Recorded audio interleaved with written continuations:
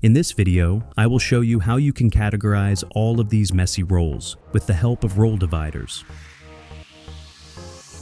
First, go to this site. Link is in the description. Copy the small invisible character from here, create a new role, and paste this invisible character twice at the start. Then write the divider name, and at the end, paste the invisible character twice again. You can select the role color. I would recommend going with white or black.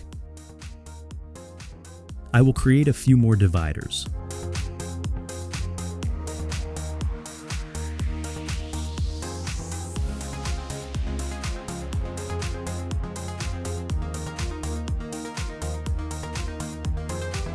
Finally, I will change their position.